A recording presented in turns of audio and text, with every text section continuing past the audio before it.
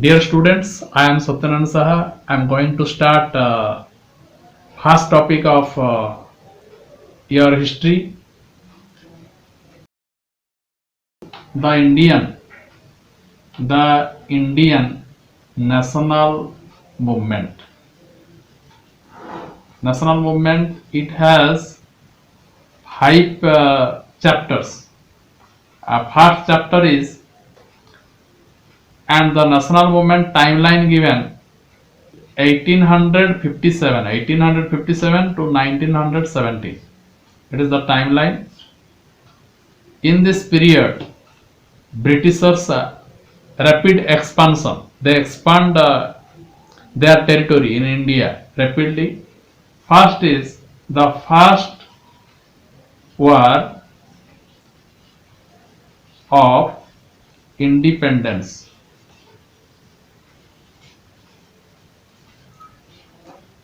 Why it is called first war? Because before this time, people did not involve such type of war. That's why it is known as first war. And first war of independence because people did not satisfy with the Britishers, British here India, Indian people. British rule Indian people and the British came India for business and their motive is to expand their territory, expand and more profit. But first time Indian people they going against British. They revolt against British. Before 1857, what was the condition of Indian people? It challenged British severely because at that time they are local, scattered, and isolated. That's why it is known as a tradition and it not expand. The revolution is not expand properly. You keep in mind when war of independence we are going to study three things: cause, event, and consequence. Whatever war of independence or whatever war, there are three things: cause, event, and consequence. Cause not in one cause. Many causes are there. Political cause,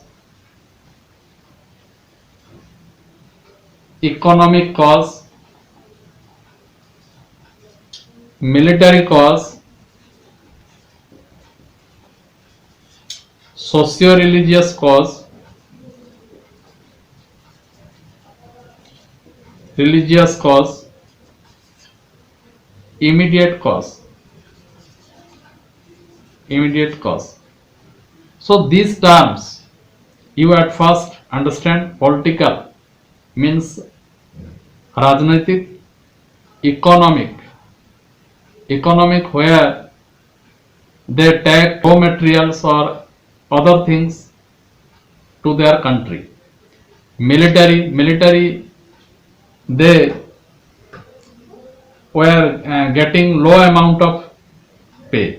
Socio-religious, the Indian people thought they interfere about their religion and try to convert into Christianity. Immediate cause and field report. These things keep in mind. Political cause policy of expansion.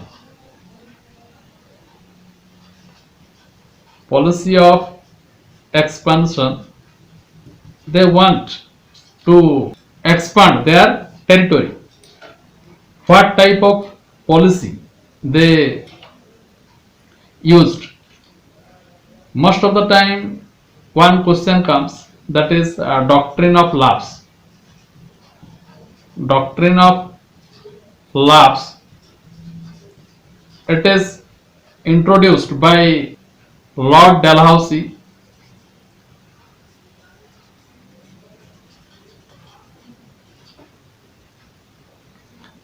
and subsidiary alliance. Subsidiary alliance. What do you mean by subsidiary alliance? Subsidiary alliance, any ruler keep Britishers army and whatever their expense they have to pay. That is subsidiary alliance.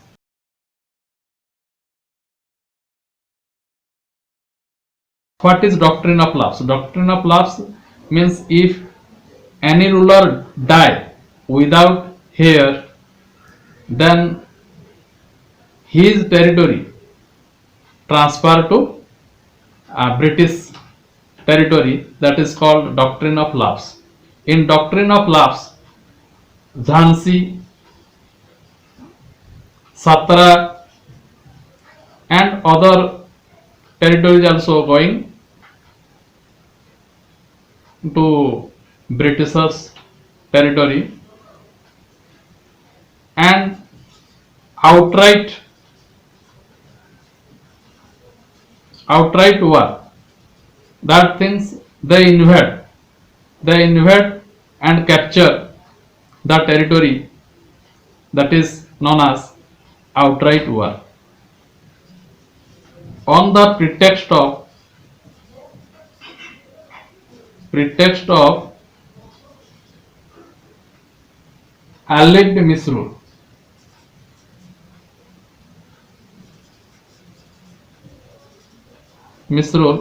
Britishers blame others that your administrative condition is not going properly and capture according to that.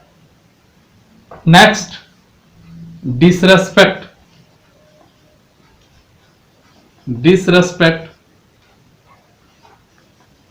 Disrespect to Bahadur Shah Jafar.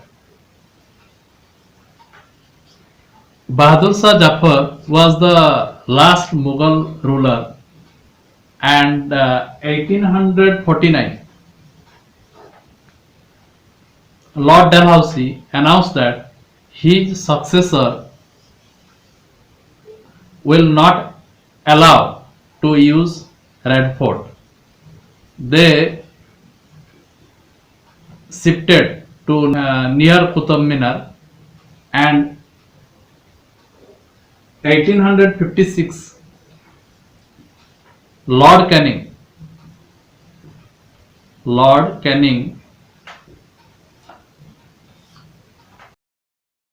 told that his successor title will be withdrawn, and they remain prince.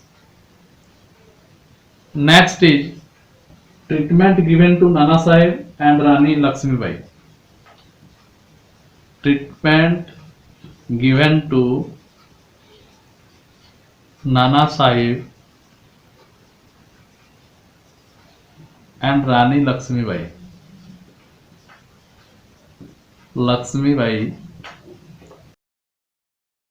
Nana Sahib was the adopted son of Bajirao II, belongs to Peshawar. What Bajirao II got pension, that was not allowed to Nana Sahib, and even the territory also not allowed. Rani Lakshmibai adopted son Anand Rao, also not allowed by the Britishers.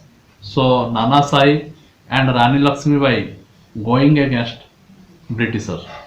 Then next four: absentee, sovereignty of the British. British.